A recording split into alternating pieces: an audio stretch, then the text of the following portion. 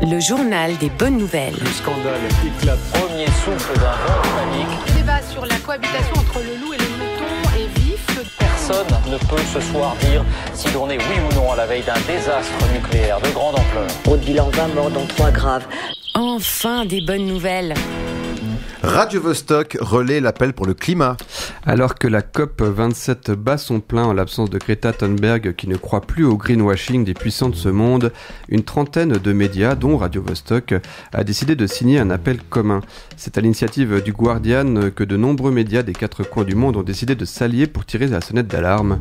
Nous rappelons ici que ce doit être fait immédiatement pour lutter contre le changement climatique, une menace majeure pour l'humanité. La déclaration dans son entier est à retrouver sur radiovostok.ch et les médias partenaires. On y rappelle l'immense responsabilité des nations les plus riches de la planète. Les solutions proposées sont simples: taxer les bénéfices astronomiques et indécents des compagnies pétrolières et gazières, annuler les dettes des pays pauvres. Voilà quelques-unes des solutions concrètes pour le climat à mettre en œuvre dès maintenant pour sauver la planète, pendant qu'il est encore temps. Les grandes oreilles de Lush seront recouvertes de panneaux solaires. Et oui, Lush va se doter d'énergie solaire inédite. De vieilles antennes paraboliques vont être transformées pour produire de l'énergie solaire. Une première grande oreille a déjà été équipée et une deuxième devrait l'être au printemps. Les panneaux solaires sont installés à l'intérieur des antennes, là où le rayonnement est le plus fort.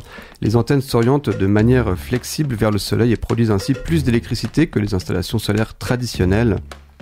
La neige n'adhère pratiquement pas aux panneaux solaires et de par leur localisation à environ 1000 mètres d'altitude, les paraboles se trouvent généralement au-dessus de la limite du brouillard, relèvent les 2 entreprises qui ont mis le projet en œuvre, de quoi produire beaucoup d'énergie grâce au rayonnement solaire même en hiver.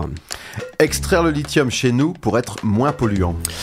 Et oui, en matière de production d'énergie, on sait que les batteries électriques sont de plus en plus répandues, que ce soit dans nos smartphones toujours plus grands et énergivores ou les voitures électriques avec plusieurs centaines de kilos de batteries embarquées.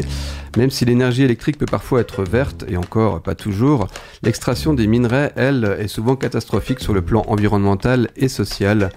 La solution, consommer moins, d'abord, faut le rappeler, et produire localement.